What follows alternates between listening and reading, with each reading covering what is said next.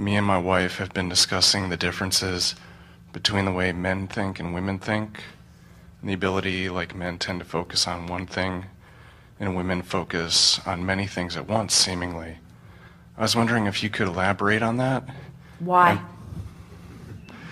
Because I'd like to be able to have the ability to focus on many things at once. Then you have to stop saying that men focus on one thing.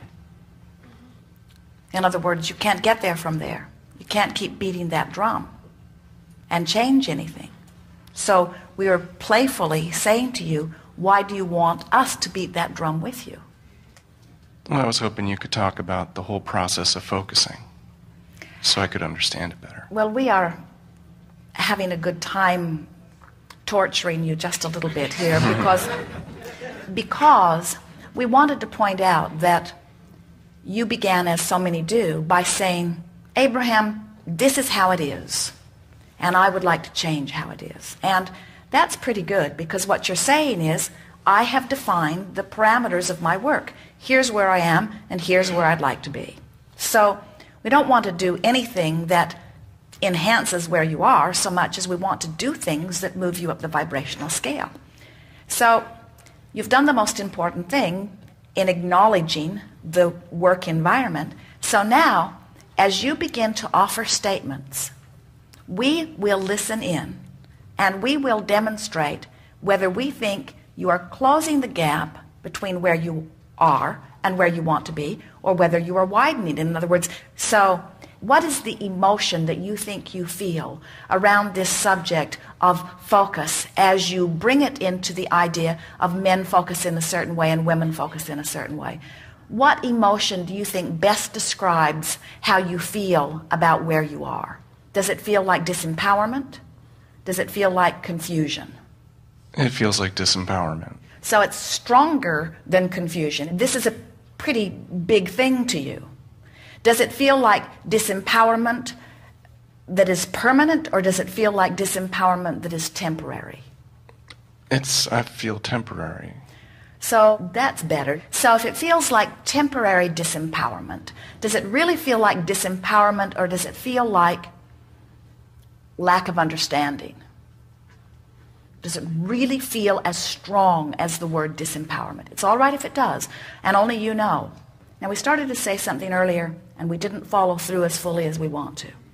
We're not guiding you toward the physical manifestation. We're guiding you to the feeling of relief. And if you will realize that if you will understand focus as focusing energy, and that the way you focus energy, or the way you are aware of the energy that is focused, is through your emotions, then you realize that this is not a thinking process, this is a feeling process. And of course, you don't feel if you're not thinking, but if you put the emphasis on how you feel, you'll be able to focus easily. And that's the answer to your question. That's why women are able to focus usually, not always, on more things. Women, not always, but they tend to be more emotional beings. They are more in touch with their emotions.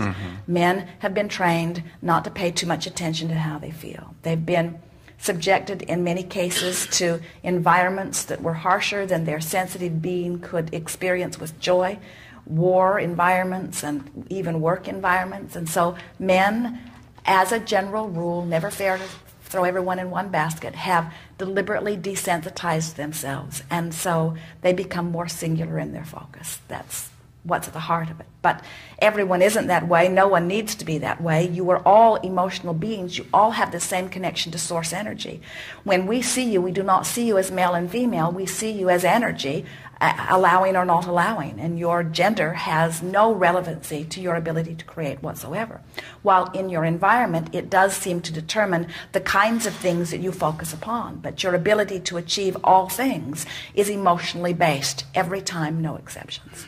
So the answers to the questions that we think you're reaching for is that the way you can feel about this focus is by understanding two things: the nature of your desire and what your desire really feels like and where you are relative to it. And so when you have a desire that you've spent time on, and often it's a desire that you have spent maybe even years looking toward, and you found yourself pondering it and flowing energy toward it often over a period of time, there's huge energy flowing relative to something like that. And then when you find a thought in your moment which is a vibrational equivalent to that fast-moving energy, you soar with the thought. It gives you a sensation of life. You find it pleasant to contemplate. It doesn't really matter to you how it is unfolding. You're in the flow of a fast-moving thought, and that is that free-flowing thought. That is ecstasy. That's that feeling of passion. In like manner, if you're focused upon this free-flowing thought and you are focused upon it from a vantage place of not believing that you can achieve it, now you are experiencing equal or equivalent angst. In other words, now the thought is discouraging to you. Now you don't even want somebody to bring it up, you see. And so what is the perfect state of creative being? To be interested in something and not have resistance. That's the perfect state. The perfect state is to want and not resist. That's the perfect state. And you get to decide how much you want relative to your resistance. If you're going 1,000 miles an hour and you hit a tree, it's a problem. If you go 5 miles an hour and you hit a tree, it's not so much of a problem. And most people think that, well, I should focus upon the speed of my car. And we say, we would be focusing upon clearing the trees. We'd be focusing on eliminating resistance, and then we'd go as fast as we could go. We'd always go as fast as we could go no matter what. We'd go as fast as we could go because that's who you are, as fast as you can go, as fast as you can go, as fast as you can go. But when you go fast with no resistance, ecstasy. When you go slow, resistance or not, boring. And you eliminate resistance by focusing on that which makes you feel good. You eliminate resistance by reaching for relief, because relief is indication that resistance is subsiding. Yes. Great. I feel great now.